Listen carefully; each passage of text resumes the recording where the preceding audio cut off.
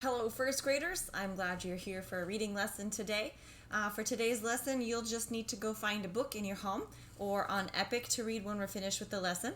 Today we're going to talk about realistic fiction, and that realistic fiction is a story that's made up by the author but could happen in real life. So if you go to the sharing slide that we have, you can click on each of the pictures when this world was new, Dear Juno, and Let's Get a Pup, said Kate, and each of those will take you to a YouTube read aloud. Let's get started on the lesson today. Here's the slide you will be filling out with me today. And the first book that we're going to talk about is When This World Was New. So let's look here. What's this boy doing on this page?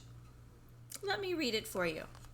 He helped me into a pair of boots. He gave me a coat, but my arms couldn't find the sleeves. I was not used to winter clothing. I was still scared. Everything was happening so fast. On my first day here, I had to go to a new school where no one knew Spanish. How could I tell the teacher I had to go to the bathroom?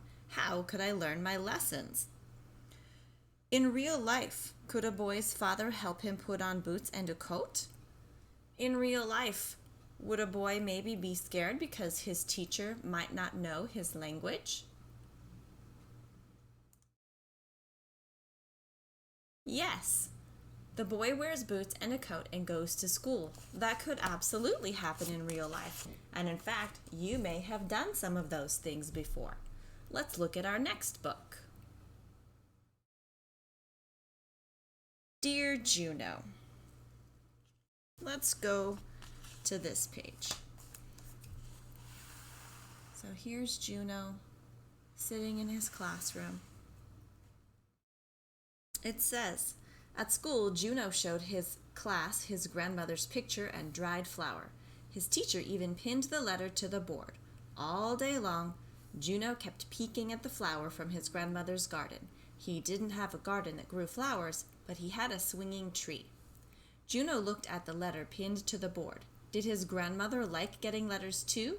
Yes, Juno thought. She likes getting letters just like I do, so Juno decided to write one. Now, why do you think this might be realistic fiction? Do you think that a boy could get letters from his grandmother or could write letters to his grandmother? What about going to school? All of those things could happen. Realistic fiction. Let's do one more. Let's get a pup, said Kate. I'm going to read a couple of pages of this one. And if you have a pet or you know anything about pets, pay special attention to why this book might be called realistic fiction. At home, Dave was everything that a pup could be, and more.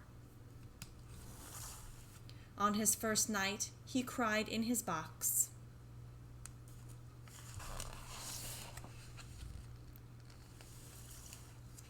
The next morning, Kate's mom and dad received a good licking. Dave was crying last night, so he slept with me, said Kate. But I didn't sleep. Neither did I, said Dad. I was wishing. Neither did I, said Mom. I was wishing. With their breakfast once again uneaten, they dressed and left immediately. Now think about how could those be realistic? Why do you think this book might be considered realistic fiction?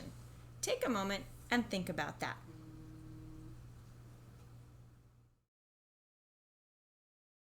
This book could be realistic fiction because, yes, a puppy makes a mess, cries in a box, and licks people's faces. I know that for sure because I've recently had a puppy. All right, first graders. Your turn. Go find a book in your home or on Epic. See if you can figure out if it's fiction, nonfiction, or realistic fiction. Pay special attention to books that could be realistic fiction.